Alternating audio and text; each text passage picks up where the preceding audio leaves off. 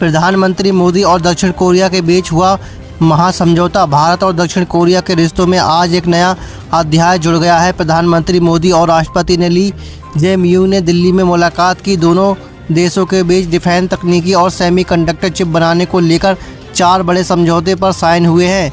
इससे आने वाले समय में भारत इलेक्ट्रॉनिक का बड़ा हब बनेगा और हज़ारों युवाओं को रोज़गार मिलने की संभावना है। चांदी की कीमतों में रिकॉर्ड तोड़ तेज़ी। अगर आप जेवर खरीदने की सोच रहे हैं तो सावधान हो जाइए। दैनिक भास्कर की रिपोर्ट के मुताबिक आज चांदी 2,75,000 रुपये प्रति किलो के पार पहुंच गई है। वैश्विक तनाव के कारण निवेशकों का भरोसा सोने चांदी पर बढ़ा है। जानकारों का कहना है कि अगर हालात यही रहे तो शादी के सीजन में कीमतें और भी ज़्यादा परेशान कर सकती हैं। IPL 2026 गुजरात टाइटंस की बादशाहत कायम।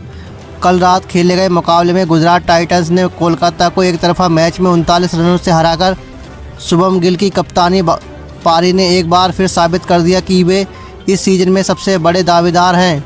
वहीं KKR की लगातार हार ने उनके फैंस को निराश किया है। पूरा देश 18वां सिविल सर्विस डे मना रहा है। राष्ट्रपति ने विज्ञान भवन में देश के बड़े अधिकारी को संबोधित करते हुए कहा कि 2047 के विकसित भारत का सपना इन्हीं कंधों पर टिका हुआ है। सरकार अब प्रशासन में AI आर्टिफिशियल इंटेलिजेंस के इस्तेमाल को अनिवार्य करने की योजना बना रही है ताकि सरकारी काम में और ज़्यादा तेज़ी आ सके। अरुणाचल में कुदरत का कहर, रेड अलर्ट जारी।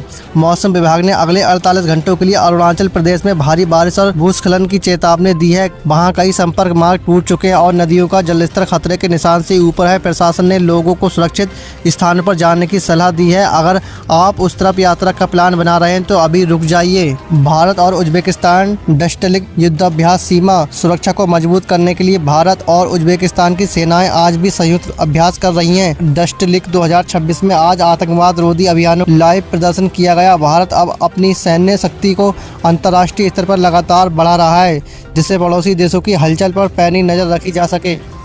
यूपी बिहार में भीषण गर्मी और लू का अलर्ट जारी। उत्तर भारत में कई जिलों में पारा आज 45 डिग्री को छू गया। दोपहर के वक्त सड़क पर सन्नाटा पसरा। स्वास्थ्य मंत्रालय ने एडवाइजरी जारी की है कि डिहाइड्रेशन से बचने के लिए ज़्यादा से ज़्यादा पानी पिए। स्कूलों की छुट्टी समय से पहले करने पर भी विचार जताया जा रहा है ताकि बच्चों को लू से बचाया जा सके। रेडमी के 19X Max की भारत में एंट्री। टेक लवर के लिए बड़ी खबर। आज Xiaomi ने अपना फ्लैगशिप फोन Redmi के 19 Max भारत में लॉन्च कर दिया है। इसमें 200 मेगापिक्सल कैमरा और सुपर फास्ट चार्जिंग दी गई है। इस फोन का मुकाबला सीधे तौर पर सैमसंग और एप्पल में माना जा रहा है। अगर आप नया फ़ोन लेने वाले हैं तो हमारे रिव्यू वीडियो का इंतजार करें। भारत अमेरिका ट्रेड डील पर नई अपडेट। वाशिंगटन से बड़ी खबर सामने आ रही है। भारत और अमेरिका व्यापारिक बाधाओं को हटाने पर सहमत हो गए हैं। इससे भारतीय आम और इलेक्ट्रॉनिक सामान अब अमेरिका से भारत मिलेंगे। वाणिज्य मंत्रालय ने संकेत दिए हैं कि अगले महीने तक बड़े ऐलान हो सकते हैं, जिससे दोनों देशों की इकोनॉमी को काफी ज्यादा फायदा होगा। वाराणसी में जल संरक्षण अभियान। यूपी के वाराणसी में आज से जल पंखवाड़ा शुरू हुआ है। गंगा सफाई के साथ साथ अब जल बचाने के लिए घर घर जाकर जागरूकता फैलाई जा रही है। मुख्यमंत्री योगी आदित्यनाथ ने इस मुहिम को सफल बनाने के लिए युवाओं से जुड़ने की अपील की है। आने वाले समय में पानी का संकट दूर करने के लिए ये एक बड़ा कदम है। GST फ्रॉड पर बड़ी कार्रवाई। अहमदाबाद में DGGI की टीम ने एक बड़े गिरोह को पकड़ा और फर्जी बिलों के जरिए करोड़ों का टैक्स रिफंड डकार रहा था। इस कार्रवाई में कई बड़े व्यापारियों के नाम सामने आए हैं। सरकार अब टैक्स चोरों को पकड़ने के लिए नए सॉफ्टवेयर का इस्तेमाल कर रही है, जिससे कोई भी ट्रांजैक्शन अब छिपा नहीं रहेगा। अभिनेता विनय की चुनाव रैली पर संकट। तमिलनाडु में चुनाव की गर्मी बढ़ गई है। अभिनेता विजय की आज की रैली सुरक्षा कारणों से स्थगित कर दी गई है। वहीं कोर्ट ने उन्हें चुनावी हलफनामे में जानकारी छिपाने के आरोप पर नोटिस जारी किया है।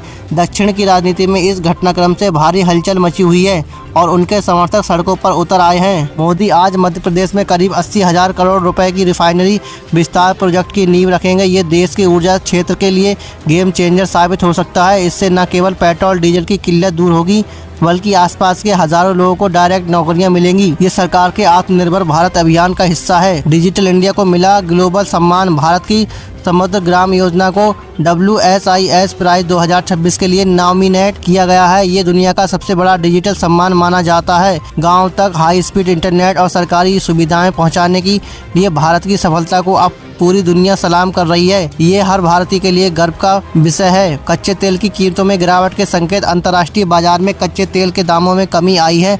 हालांकि मिडिल ईस्ट में तनाव जारी है, लेकिन तेल की सप्लाई बढ़ने से भारत में पेट्रोल डीजल की कीमतें कम होने की उम्मीद जताई जा रही है। अगर तेल कंपनियां दाम घटाती हैं और आम आदमी को महंगाई से बड़ी राहत मिल सकती है। तो ये थी आज की 15 बड़ी खबरें। आपको कौन सी अपडेट सबसे महत्वपूर्ण लगी, कमेंट में जरूर बताएं। वीडियो को लाइक करें और अगर आप पहली बार हमारे चैनल पर आए हैं तो चैनल को सब्सक्राइब करना ना भूलें, ताकि कोई भी ताज़ा खबर आपसे मिस ना हो। मैं मिलता हूं आपसे अगले बुलेटिन में, तब तक के लिए जय हिंद।